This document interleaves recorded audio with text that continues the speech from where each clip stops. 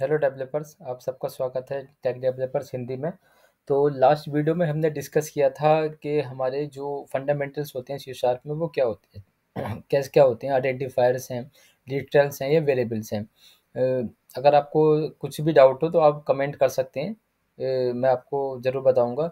तो और अगर आप न्यू हो चैनल पर तो एक बार चैनल को सब्सक्राइब कर लेना, ताकि आपको जो भी अपकमिंग वीडियोज़ हैं वो आपको मिलती रहें, ताकि आप उसकी प्रैक्टिस करते रहें और प्रैक्टिस मैक्स परफेक्ट आप उसमें सी शार्प की प्रोग्रामिंग में कॉन्सेप्ट्स में परफेक्ट होते रहें धीरे धीरे।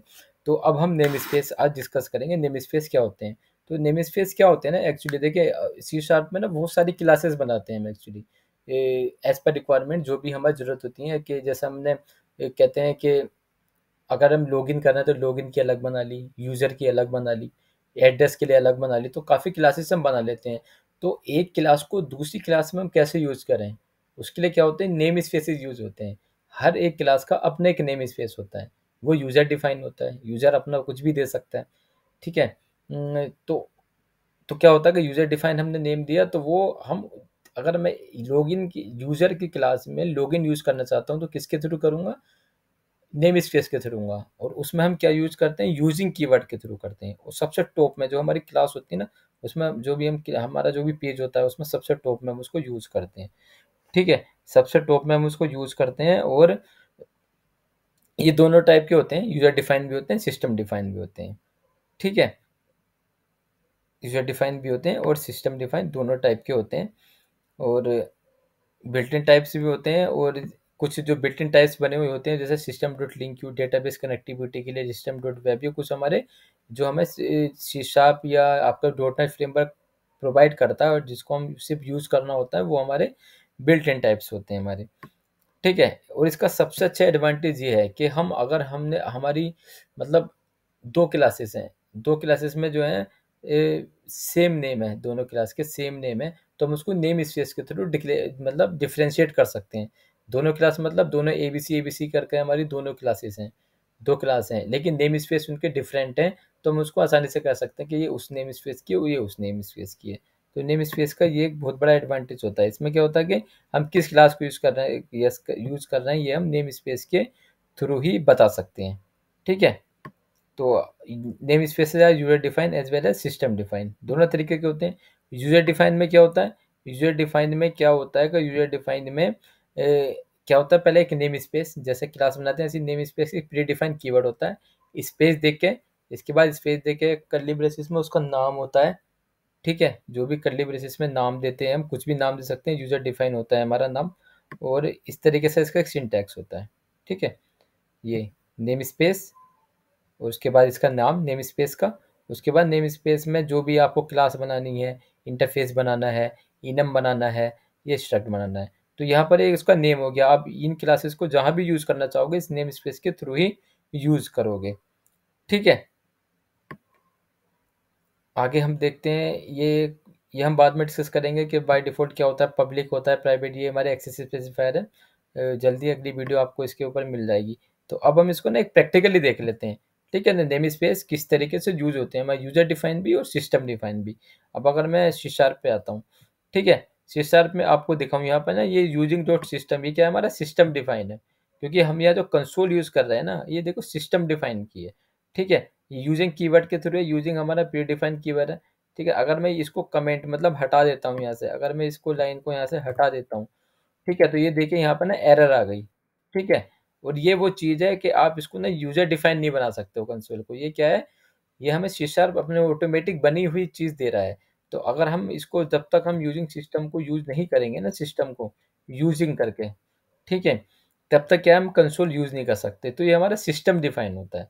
ऐसे ही अगर हमें कुछ और यूज़ करना होता है तो हम यूजिंग करेंगे और हम इसको यूज़ कर लेंगे। और सिस्टम डिफाइन कुछ जो, ऐसे मैंने सिस्टम जो लिंक क्यू बोला आपको, लिंक क्यू क्या होता है ना, डेटाबेस, जैसे कि भाई मेरे पास डेटाबेस है, मुझे कोई डेटा मैनेज करना है, तो उसके लिए क्या है, लिंक क्यू एक माइक्रोसॉफ्ट ने एक टेक्नोलॉजी बना रखी है, जिसके थ्रू हम क्या करते हैं ना, अपने कोड से डेटा डेटा के साथ कम्युनिकेशन करते हैं, ठीक है। डेटा को इंसर्ट अपडेट ऐड करने के लिए, ये सब चीज़ें करने के लिए हम कम्युनिकेशन करते हैं।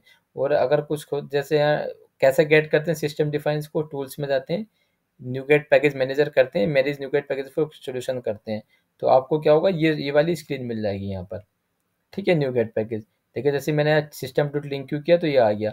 बस यहाँ पे इस पर क्लिक कीजिए, इधर आइए, इधर यहाँ पे जो भी वर्जन आपको इंस्टॉल करना है वो यहाँ से आप इंस्टॉल कर लीजिए। ठीक है, यहाँ पर ये बटन आता है इंस्टॉल का, आप इसको इंस्टॉल कर सकते हैं यहाँ पे प्रोजेक्ट नेम सेलेक्ट करके। ठीक है, प्रोजेक्ट नेम आपने सेलेक्ट किया, जिस भी प्रोजेक्ट पे आप करना चाहते हो इंस्टॉल करोगे तो ऑटोमेटिक इंस्टॉल हो जाएगा। ठीक है, सिस्टम डिफाइन हम यहाँ से मोस्टली यूज़ करते हैं इसको। अब हम आते हैं यूज़र डिफाइंस पे। यूज़र डिफाइंस पे देखिए, जैसे ये क्लास है आपकी प्रोग्राम। ठीक है, यहाँ पर सॉल्यूशन एक्सप्लोरर में आप देखोगे यहाँ प्रोग्राम है। तो ये देखिए जैसे हमने अभी डिस्कस किया था नेम स्पेस। ठीक है, इसका एक नेम स्पेस नेम है, ये यूज़र डिफाइंड नेम है। इट कुड बी एनीथिंग, ये कुछ भी हो सकता है। ठीक है, एक ब्लैक कलर में है, मतलब ये कुछ भी हो सकता है। इसके अंदर हमने फिर डिस्कस किया था, इसके अंदर क्लास हो सकती है, इंटरफेस हो सकता है, अभी हमने क्लास बनाई हुई है। उसके बीच फिर ये कर्ली ब्रेसेस हैं, उसके बाद क्लास है, इंटरफेस है, अभी हम क्लास पे डिस्कस करते हैं। अब हम क्या करते हैं, अब हम एक क्लास बनाते हैं। क्लास कैसे ऐड करते हैं, अपने प्रोजेक्ट पर आते हैं। ठीक है, राइट क्लिक करते हैं। राइट क्लिक करने के बाद हम यहाँ पर आते हैं, देखिए यहाँ लिखा होगा ऐड। ऐड लिखा है, ऐड में हम क्या करते हैं, यहाँ पर क्लास लिख का आ गया। ठीक है, क्लास तो हमारा नेम होता है, हम क्लास नेम कुछ भी दे सकते हैं। तो हमने दे दिया इसको नेम SPAC स्पेस 1 करके, नेम स्पेस 1 के ऐड किया। ठीक है, ये हमारे नेम स्पेस देखिए ऑटोमेटिक आ जाते हैं, सिस्टम डिफाइंस हैं यहाँ पे।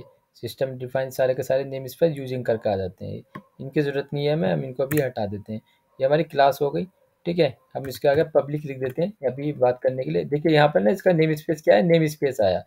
ठीक है, हम इसको नेम स्पेस 1 2 3 कर देते हैं सपोज के लिए। ठीक है, नेम स्पेस 1 2 3 कर देते हैं। यहाँ पर मैं एक सिंपल एक मेथड बना देता हूँ।